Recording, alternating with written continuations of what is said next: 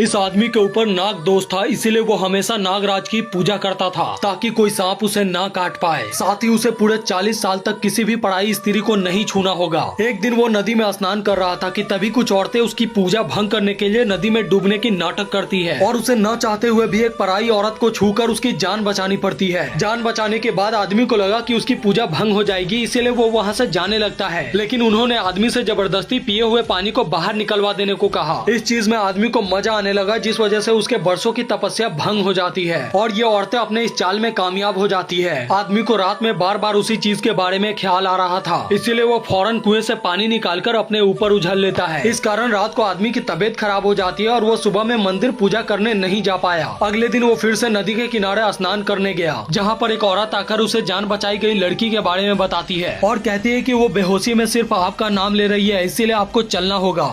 आदमी एक पराई स्त्री से मिलकर मंदिर में पूजा करने जा रहा था, लेकिन नागदेव के नाग उसे रास्ते में ही मंदिर जाने से रोक लेते हैं। आदमी ने जिस रास्ते से जाना चाहा उस रास्ते में ही उसे नाग खड़ा हुआ दिखाई दिया। आदमी को पता चल गया कि उसने पराई स्त्री से संबंध बनाकर वर्षों की तपस्या को भंग कर दिया है, इसीलिए उसने नागदेव से माफी मांगकर मंदिर में जाने की इच्छा जताई और फिर जबरदस्ती मंदिर की ओर बढ़ने लगा। लेकिन नागराज ने उसकी माफी कबूल नहीं की और उसे डस लिया। नाग के डसते ही आदमी दर्द से कराहकर वहीं पर बैठ गया और फिर मंदिर में पूजा कर रहे अपने भाई को जोर जोर से चिल्लाकर आवाज देने लगा। भाई जब तक वहाँ पर पहुँचता तब तक आदमी के शरीर में पूरी तरह से जहर फैल चुकी थी और नाग दोष के कारण आदमी की वहीं पर मौत हो जाती है। सांप के काटने से भाई की मौत पर आदमी काफी ज्यादा दुखी हुआ और उसने आज के बाद से कसम खाई कि वो किसी भी नाग देवता की पूजा नहीं करेगा, साथ ही उस मंदिर की तरफ पलटकर भी नहीं देखेगा और ये कहकर उसने अपने माथे की तिलक मिटा ली। आदमी को सांप काटने के बाद उसके भाई ने ये कसम खाई कि आज के बाद से वो नाग देव की पूजा नहीं करेगा, साथ ही वो नाग देव के इस मंदिर के तरफ मुड़कर भी कभी नहीं देखेगा। उधर सांप काटने से आदमी की मौत के बाद उसकी प्रेमिका काफी ज्यादा दुखी थी। तभी उसके सामने वही नाग आता है जिसने आदमी को काटा था, क्योंकि इस लड़की की वजह से ही आदमी के 30 सालों की तपस्या भंग हुई और नाग दोष के कारण इस सांप ने उसे काट लिया। घर में उन्हें हर जगह सांप दिखाई देता है, जिस डर से वो लोग वहाँ से भाग जाते हैं। उधर आदमी के पास कुछ लोग नाग देव के मंदिर के चंदा के लिए आते हैं, लेकिन आदमी मंदिर के लिए चंदा देने से इनकार कर देता है। एक बार आदमी जब कहीं जा रहा था कि तभी उसकी बेटी मंदिर के आसपास खेलती हुई दिखाई देती है। तब आदमी अपनी बेटी को लेकर घर चला आता है। अगले दिन आदमी अपने पूरे परिवार के साथ मरे हुए भाई के लिए नदी के किनारे पूजा करवा रहा था। तभी आदमी की बेटी को एक सांप नजर आता है, जिसके ऊपर एक चील हमला करने के फिराक में लगा हुआ था। इसीलिए बच्ची पूजा छोड़कर उस सांप को बचाने के लिए चली जाती है और तभी बच्ची देखती है कि वो चील लगातार उस सांप को मारने की कोशिश कर रहा है। बच्ची ने देखा कि एक चील सांप को जख्मी करके अपने पंजों में उठाकर ले जा रहा है। तब उसने फौरन एक डंडा उठाकर उस चील को दे मारा, जिससे सांप उसके पंजों से छूटकर नीचे गिरने लगा। तब बच्ची ने उसे अपने कपड़ों में पकड़ लिया और उस चील से बचकर भागने लगी। उधर पूजा करते समय बच्ची के माता पिता ने देखा कि उनकी बेटी वहाँ पर नहीं है और जब वो ढूंढते हुए अपनी बेटी के पास पहुँचते हैं तब वो देखते हैं कि एक चील उस पर हमला कर रहा है। वो बेटी से यहाँ आने का कारण पूछते हैं और कपड़े में क्या है ये दिखाने के लिए कहते हैं, लेकिन बच्ची नहीं दिखाना चाहती थी, इसीलिए माँ जबरदस्ती कपड़े को खोल देती है, पर कपड़े के अंदर से सांप अचानक गायब हो चुका था। ये देखकर बच्ची खुद भी हैरान हो जाती है कि सांप आखिर गया कहाँ, जिसके बाद वो सभी घर चले जाते हैं। रात को जब बच्ची सोई हुई थी तब सपने में उसे उसी सांप का ख्याल आ रहा था और अचानक बच्ची की नींद खुल जाती है, जिसके बाद वो सोचने लगती है कि सांप आखिर गया कहाँ। तभी वो सांप अचानक खून से लथपथ होकर बच्ची के घर के पास पहुंच जाता है और जैसे ही बच्ची घर से बाहर आती है तब उसके सामने वही सांप खड़ा होता है जो पूरी तरह खून से लथपथ था। ये बच्ची जब घर से बाहर आती है तब उसे वही सांप दिखाई देता है जो बार बार उसके सपने में आ रही थी, लेकिन वो सांप पूरी तरह खून से लथपथ थी। कमरे के अंदर जब माँ की नींद खुलती है तब उन्हें वहाँ उनकी बेटी नहीं दिखाई देती है, इसीलिए वो अपनी बेटी को ढूंढते हुए बाहर तक आ गई और जब उन्होंने अपनी बच्ची के सामने इतने बड़े सांप को देखा तब वो तुरंत लोगों से मदद मांगने लगी। लेकिन बच्ची ने माँ को चुप कराया और कहा कि माँ देखो ये सांप कितनी ज्यादा घायल है, अगर आप किसी को बुलाएंगी तो वो इसे मार देगा, लेकिन हमें इसकी मदद करनी चाहिए। लेकिन माँ चुपचाप अपनी बेटी को लेकर घर में जाने लगी, पर तभी वो सांप माँ को आवाज लगाती है। बच्ची की माँ ये देखकर चौंक गई, क्योंकि वो सांप इच्छाधारी नागिन थी और वो बच्ची की माँ से कहती है कि मैं कुछ सालों में पूर्ण रूप से इच्छाधारी बन जाऊंगी, पर उससे पहले कुछ लोग मुझे मारना चाहते हैं, इसीलिए कुछ सालों के लिए आप मुझे शरण दे दे। तब बच्ची भी अपनी माँ से रोते हुए कहने लगी कि माँ हमें इस नागिन को शरण दे देनी चाहिए। लेकिन बच्ची की माँ सोच में पड़ जाती है, क्योंकि उसके पिता सांपों से नफरत करते थे, क्योंकि उसके भाई को सांप ने ही काट कर मार डाला था।